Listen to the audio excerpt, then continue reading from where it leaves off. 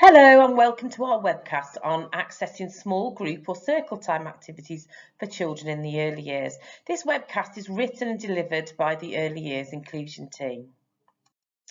So accessing small group or circle time activities is something that we do every day within our normal daily routine. And the aims of this is to identify possible reasons why a child may be finding group time or circle time a challenge. It is really difficult, particularly for younger children that have not had the experience of it or the experiences at home, to actually come into a large group and be able to straight away sit down, listen and attend. So we need to discuss the possible interventions that might support a child or the child to access the activity and discuss the support available to you and your staff to make this happen. So we've decided to put a case study together for you because we've all got a little Archie in our class or in our nursery, and he's 2.5 years old and he's struggling to access daily circle time. And this is not unusual for a child of that age. So the questions we need to ask ourselves are, is this a new behaviour that has developed recently? Does Archie sit well for other activities, or is it just circle time he's struggling with? And is this in line with Archie's level of development? It's really important that we look where the children are tracking and what skills they've already developed and secured and what skills they've got gaps in. And has anything changed at home that might be affecting his behaviour with you in nursery?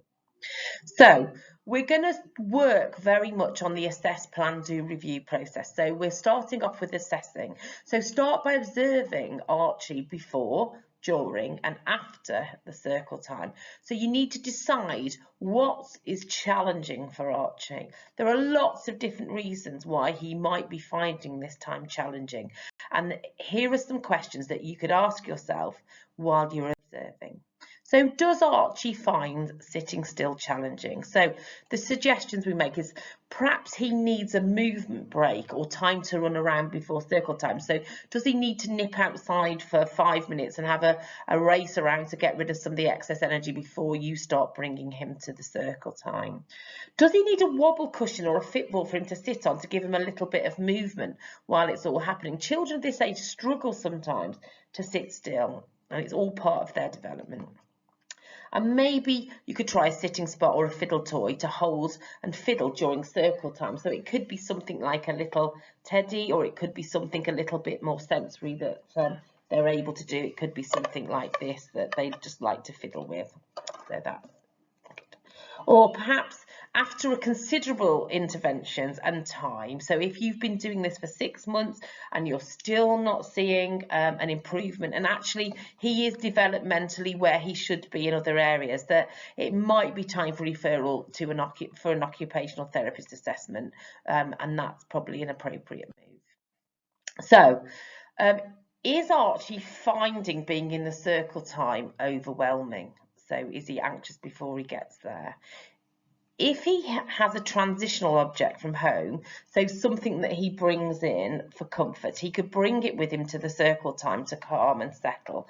Maybe he has a blanket that can be placed on his chair to support him, or maybe it could be something similar to our fiddle toy. Perhaps he has a key person that he's built a really lovely relationship with and who could support him during circle time. It doesn't always have to be his key person. It could just be a key member of staff that he's built that bond with. And maybe he needs to sit a little bit away from the other children. Maybe he feels that the children being too close to him are the issue. So it could be that he could actually sit just on the edge of the circle, and perhaps try avoiding asking Archie any direct questions until he's more comfortable and secure with what's happening.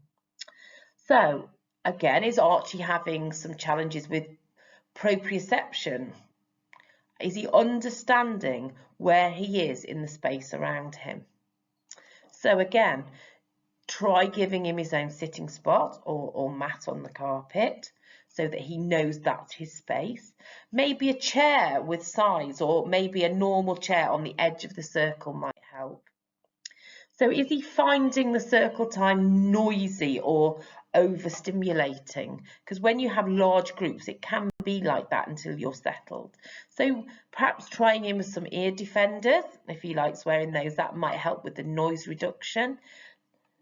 Maybe smaller, quieter circle time groups with good role models might be good for Archie. And is there a very bright light over the circle time area? Sometimes the lights are very overstimulating for some children, so we could try turning off some of the overhead lights so it is a more calming space. So is Archie able to sit briefly but then loses concentration quickly and moves away? So some of the things we could try is bringing him into the circle for the last minute or two and then build that time up gradually. So it could be that you could plan that there's always a little song at the end that he could come and join you with, and then you could build that up. Perhaps a first and next board might help with the pictures of circle time. So visuals are really important for all children. So it could be that first it's circle time, next playing. So we can help with the picture of the circle time area and the picture. So that gives him that visual clue to keep reminding him.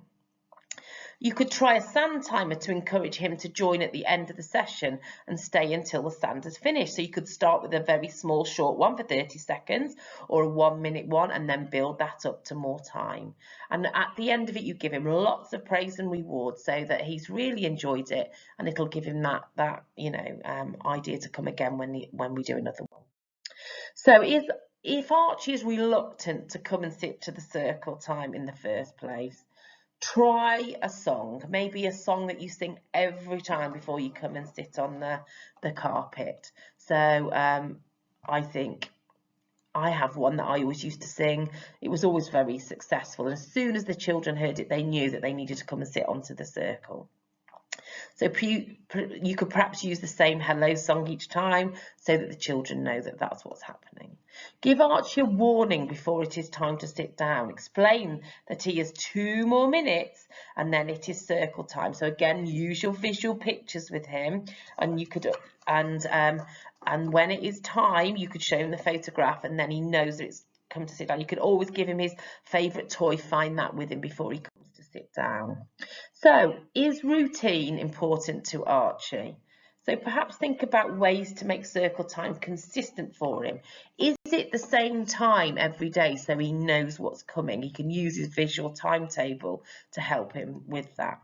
Make sure that he has his chair or his mat or his sitting spot already in place every time so he knows exactly where he's got to sit. You could even put a photograph of him on them so that he knows that that's his.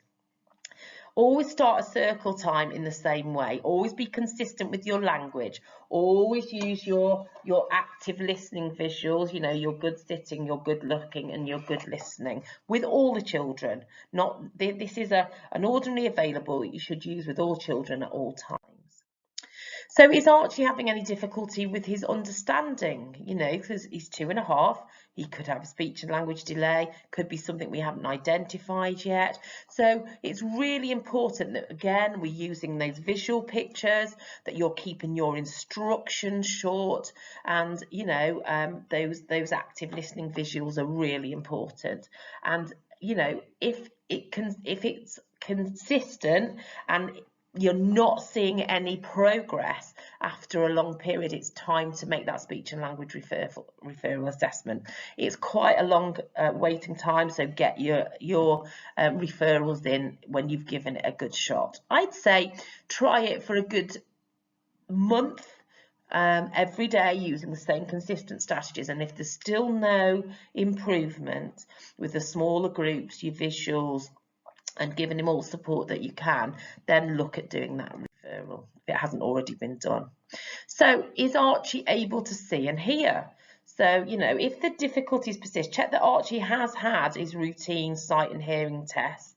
Look at his 2.5-year check, see what's been highlighted on that.